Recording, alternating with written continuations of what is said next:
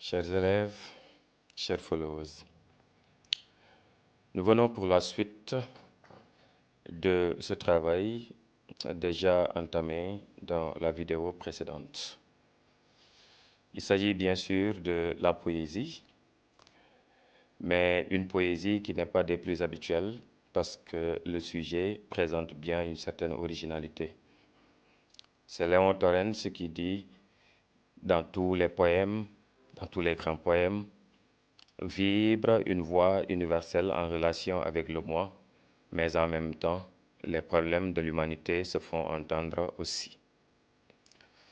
À la suite de ce propos, il a été donné une consigne dans laquelle, bien entendu, il faut montrer avant tout que la poésie est une expression intime qui tend à l'universel, et ensuite de répondre quand même à la question en montrant d'autres orientations de la poésie.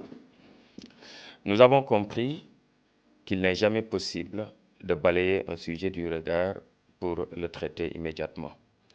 C'est pourquoi on a démarré par une analyse qui a consisté à identifier des éléments fondamentaux, le thème, qui est le domaine de réflexion, ensuite le prédicat, qui fait office de reformulation, la problématique ici qui interroge la pensée du sujet et de façon à faire appel à des réponses différentes, parce que chaque partie du développement va être une réponse à la problématique, et en fin de compte, une exploitation de la consigne pour identifier le plan qui s'impose.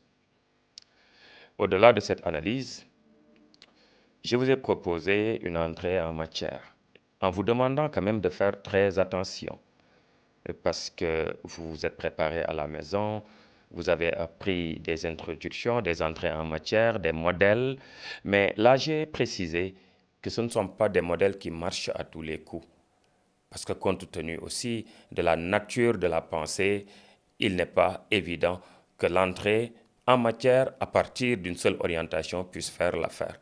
J'ai convoqué le mythe d'Orphée, qui, avec sa lyre inconsolable, exprimait tout simplement sa souffrance suite à la mort de sa femme. Mais plus loin, je montre que cette expression intime de Orphée, c'est l'expression également de tous ces individus qui se retrouvent dans la même situation. Là donc, vous voyez que cette entrée s'accommode du sujet. C'est une entrée qui peut bien faire l'affaire. Et juste après, on pose le problème, on dégage la problématique et on annonce le plan. Maintenant, place au développement. J'aimerais encore vous dire que le développement n'est pas une partie fourre-tout. Il doit tout de même être savamment organisé. Autant de parties annoncées au niveau du plan, autant de parties à concevoir dans le développement. N'oubliez pas que pour démarrer la partie, il faut annoncer l'idée directrice que certains appellent phrase de présentation, d'autres l'introduction partielle. Dans tous les cas, cette idée doit clairement être annoncée. Elle va par la suite se décomposer en paragraphes. C'est une sous-idée bien argumentée et illustrée par un ou des exemples qui soient pertinents et convaincants. Dans notre cas d'espèce, l'idée témoigne d'une poésie qui se fait l'expression d'une certaine intimité qui prend en charge des préoccupations collectives. Ne commettez pas l'erreur de les séparer encore, c'est-à-dire de parler du lyrisme individuellement pour illustrer et de revenir parler des préoccupations collectives et d'illustrer. Les deux vont de pair. Il faut penser à l'expression de la concomitance en même temps, parallèlement, en parallèle, au même moment, etc. Je fais une simulation. Je viens dire, le poète, vivant un malaise profond, décide par le pouvoir de sa plume s'exprimer et partager son mal avec ses lecteurs. Maintenant, il faut trouver les mobiles c'est la perte d'un être cher, c'est une déception amoureuse, les surprises du destin, c'est l'obsession de la fuite du temps, entre autres. Après avoir exprimé cette situation individuelle du poète, vous allez devoir montrer que ce poète-là n'est pas le seul dans cette situation. En réalité, ce qu'il vit, c'est ce que vivent d'autres personnes au même moment. Et ce sont des personnes qui s'identifient à ce poète-là. Ce qu'il dit, c'est ce que les autres voudraient dire. Ce qu'il exprime, c'est ce que ressentent les autres. C'est pourquoi d'ailleurs, quelqu'un comme Victor Hugo nous dit quelque part dans la préface de Les Contemplations, exprime bien cette situation en ces termes.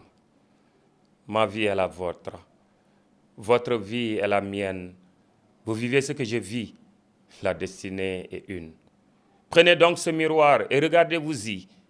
On se plaint quelquefois des écrivains qui disent « moi ». Parlez-nous de vous. Leur crie-t-on, hélas, quand je vous parle de moi, je vous parle de vous. Comment ne le sentez-vous pas? Ah, insensé qui croit que je ne suis pas toi. Ces propos montrent nettement que ce Victor Hugo-là, en exprimant sa douleur suite à la mort de sa fille, exprime en réalité la douleur de tous ses parents qui ont vécu la même situation. Et dans ce cas, le lyrisme, c'est l'expression du moi. Oui, mais en même temps, c'est l'expression du nous. C'est le je qui tend à l'universel. Voilà ce qui est possible d'être démontré dans le premier paragraphe. Vous pouvez, par la suite, dans un deuxième paragraphe, abonder dans le même sens, en changeant peut-être le type de sentiment.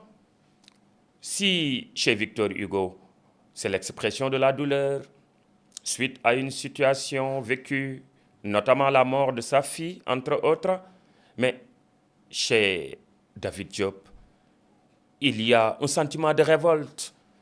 David Diop a utilisé le je. Il a utilisé son moi pour exprimer pourtant une situation qui est propre au peuple noir en général. C'est son indignation, ce sont ses ressentis qu'il exprime. Mais tout noir se retrouve dans la même situation. Le blanc a tué mon père. Mon père était fier. Le blanc a violé ma mère. Ma mère était belle. Le blanc a courbé mon frère sous le soleil des routes. Mon frère était fort. Voilà quelqu'un qui utilise le « me ».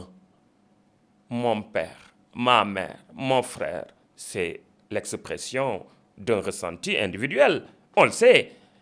Mais encore une fois, en même temps, au même moment, ce sont les ressentis des Noirs ou du peuple noir en général qui a vécu ce sort-là avec la colonisation. Écoutez, pour être beaucoup plus clair, je sors un peu de la poésie et je donne un exemple récent. Il vous est arrivé tous de suivre la finale de la Coupe d'Afrique. Quand il y avait ce penalty sifflé en faveur du Maroc, le coach Pape Thiaw avait demandé à ses joueurs de sortir. Ce sentiment d'injustice qui l'animait. Mais c'est ce sentiment qui, au même moment, animait tous les Sénégalais. Et quand Pape Thiaw demandait à ses joueurs de sortir de la pelouse, mais tout le monde, chez lui, dans son salon, disait également la même chose. C'est parce que ce ressenti de Pape Thiaw a été le ressenti de tous les Sénégalais. Ce sentiment d'injustice qu'il a vécu et que ses joueurs ont vécu, c'est ce même sentiment que tous les Sénégalais ont vécu. Donc, à travers son geste, à travers son refus, il y a tous les Sénégalais qui, en même temps, exprimaient ou se voyaient même. Ils s'identifiaient à Pape Thiaw. J'ai suivi quelques vidéos des gens devant leur télévision demander aux joueurs de sortir. Allez, sortez du terrain. Et pourtant, c'est ce que Pape Thiaw faisait. Cela voudrait dire que derrière l'expression de la révolte individuelle, il y a une indignation aussi collective. Donc quand David Diop convoque quelque part la colonisation pour montrer ses dérives en Afrique, il est frustré, il est en colère, il souffre, mais en même temps, il y a ce peuple noir qui a vécu la même galère, qui a vécu la même situation. David Diop parle et pour lui, il parle et pour les autres. Les gars, vous avez 2 paragraphes. Dans le premier, c'est l'expression de la douleur et on a convoqué Victor Hugo dans les Contemplations. Dans le deuxième, c'est l'expression de la révolte qui sous-tend une indignation collective. Vous terminerez votre partie par une conclusion partielle, comme d'habitude, avant la phrase de transition, pour pouvoir migrer directement vers les autres parties. Les gars, il faut être futé, comme je l'ai dit. La dissertation, c'est l'intelligence en mouvement. Réfléchissez et refusez ces travaux mécaniques qui parfois vous égarent. Vous n'êtes pas dans le même tempo, le sujet exige autre chose. J'attends vos réactions dans les commentaires. Ça me donnera une idée de ce qu'il y a à faire, évidemment, dans la prochaine vidéo. Merci de m'avoir suivi. À bientôt.